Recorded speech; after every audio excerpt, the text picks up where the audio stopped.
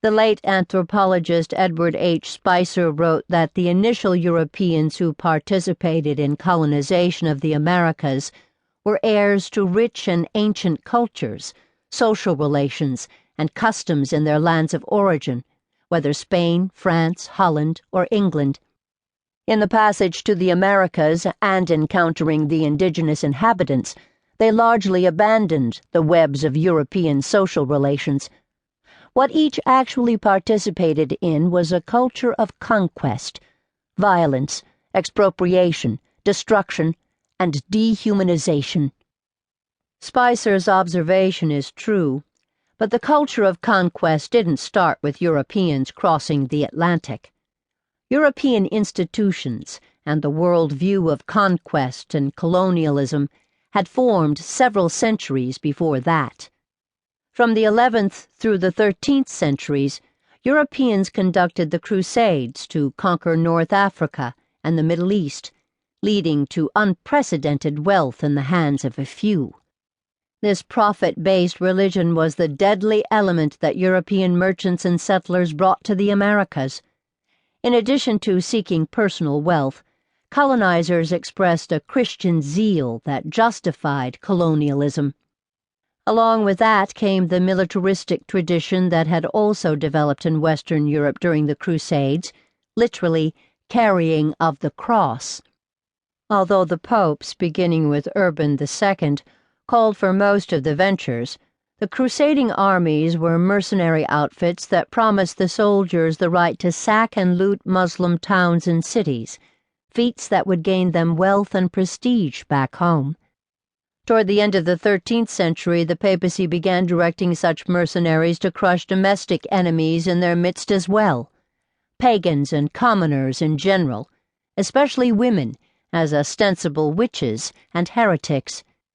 In this way, knights and noblemen could seize land and force the commoners living on it into servitude. Historian Peter Linebaugh notes that whereas the anti-Muslim crusades were attempts to control the lucrative Muslim trade routes to the Far East, the domestic crusades against heretics and commoners were carried out to terrorize poor people and at the same time to enlist them in the lucrative and adventurous yet holy venture. Crusading was thus a murderous device to resolve a contradiction by bringing baron and commoner together in the cauldron of religious war.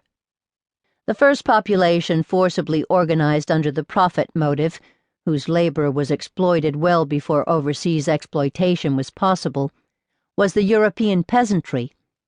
Once forced off their land, they had nothing to eat and nothing to sell but their labor. In addition, entire nations, such as Scotland, Wales, Ireland, Bohemia, the Basque Country, and Catalonia, were colonized and forced under the rule of various monarchies.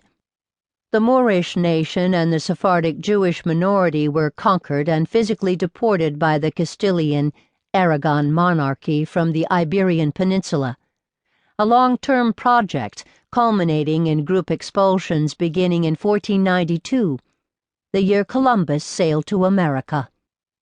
The institutions of colonialism and methods for relocation, deportation, and expropriation of land had already been practiced, if not perfected, by the end of the 15th century.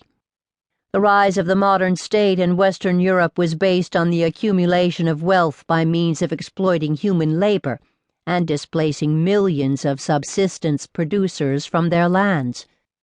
The armies that did this work benefited from technological innovations that allowed the development of more effective weapons of death and destruction.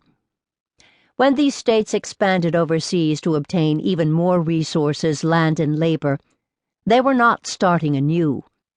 The peoples of the Caribbean, Central America, Mexico, and the Andes were the first overseas victims. West and South Africa, North America, and the rest of South America followed. Then came all of Africa, the Pacific, and Asia. The sea voyages of European explorers and merchants in the late 15th and early 16th centuries were not the first of their kind.